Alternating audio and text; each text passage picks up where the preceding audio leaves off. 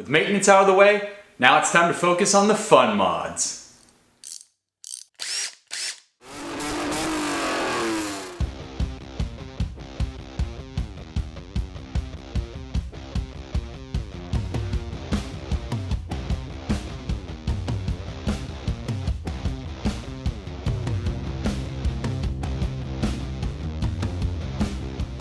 Welcome back to the Auto Obscure Garage. Chadwick with you again for another installment of Project V50. That is our 2005 Volvo V50 T5 all-wheel drive manual.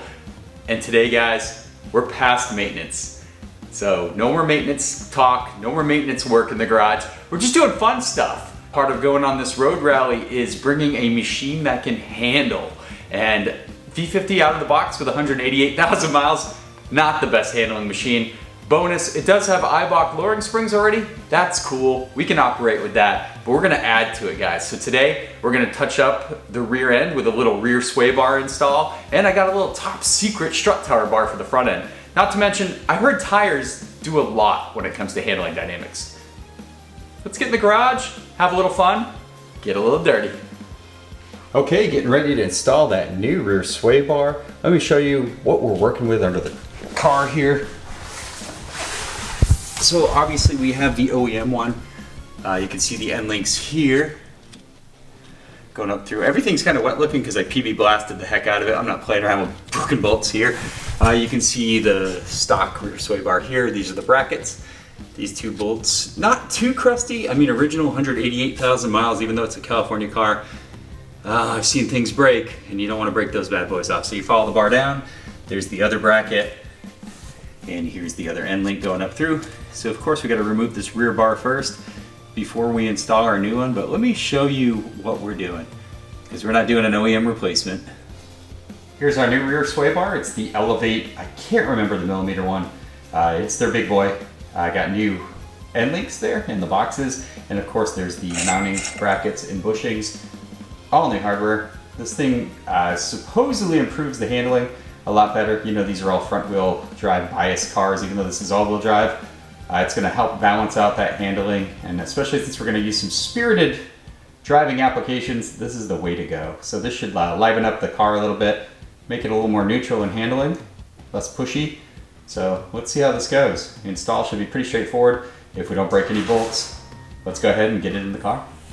So far it appears everything's 15 millimeter on the end links. And on the actual brackets themselves, it's going to be 13 millimeters, so some interesting sizes to get ready. Going to use some open-ended wrenches and sockets to get these off. Let's get to it.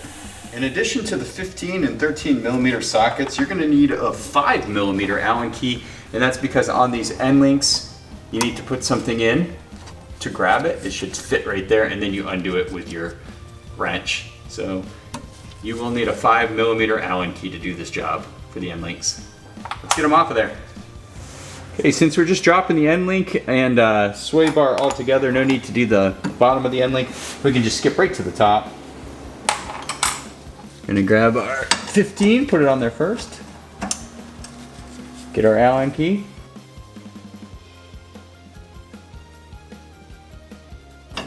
Should be able to spin the nut off by hand. There we go. And our end link should be able to pop through once we lower these brackets. We'll do this on the other side, and then we'll come over and do these brackets. All right, nothing hidden with the brackets. It's just straight up a 13 millimeter. Pull those two out. I did the other side, so this sway bar hopefully just drops right down, but we shall see. Oh God, this guy's feeling a little crusty right here. Let's get a little more PB blaster on him, let him sit.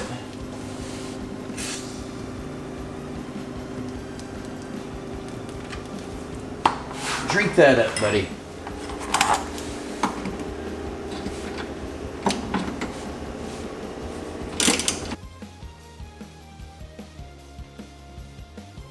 Arm day every day.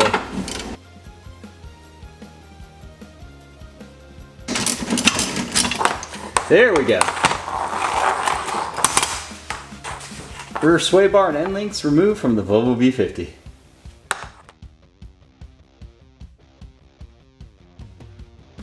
So we've got our shiny new Elevate sway bar with the end links already attached, dangling down on each side.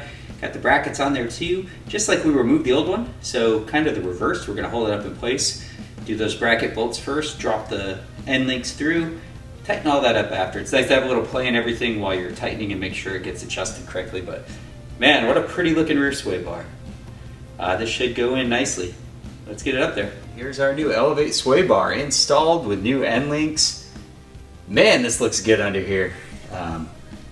Yeah, it's hidden. You're really not gonna see it, but installed. Can't wait to test this car out and shake it down. I think this is gonna add a lot to the handling dynamics of our V50. So, cool. Looks great, great fitment. Absolutely plug and play application here. Rear sway bar installed. And we're under the hood now of our Volvo V50 to increase the handling prowess of this fine vehicle. Got a little something. Ordered it from overseas. It came from England. It is the hard to find, ever elusive 25mm strut tower bar. Now this thing is incredibly hard to source. It came on certain performance models. I don't know for sure if it came to the States. I know this was off one of the diesel ones with the performance package in Europe. So I got a screaming deal. I don't have, the only thing it does have is these plastic kind of, what are they called? Beauty covers or whatever that kind of hide the bolts. But you know what? Let's just wait.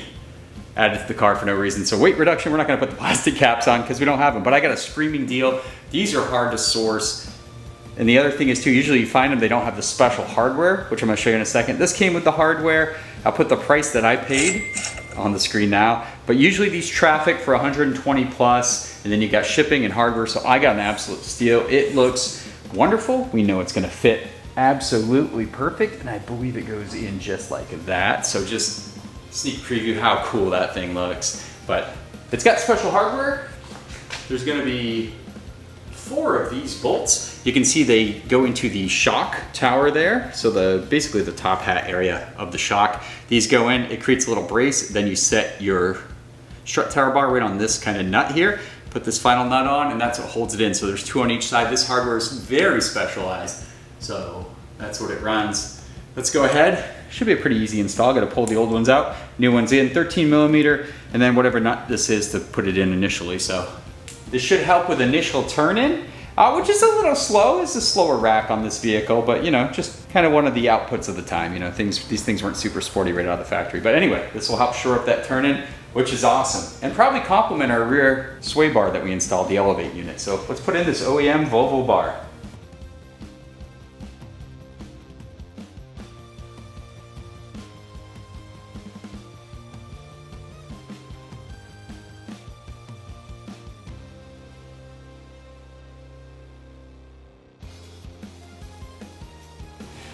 Okay, with those special nuts and bolts installed, we're able to put the strut tower bar in now. Simply just goes in like so.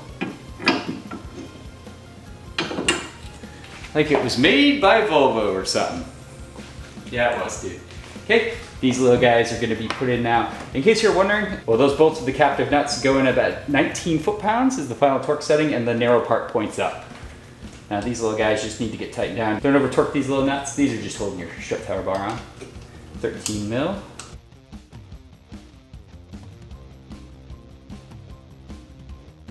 All right, we've got our Volvo OEM 25mm strut tower bar installed. Keep in mind there is another one that's half the size, so it's like a 1/2 inch one. That one's okay, better than nothing obviously, but this is the one you're gunning for. Track one down. I can't wait to take this thing on the rally and test this thing out. But yeah, this really shores up the front end. A lot of people say it helps with that crisp turn in. I'm pumped. Looks great, looks factory, because it is. It'll level up in the handling department.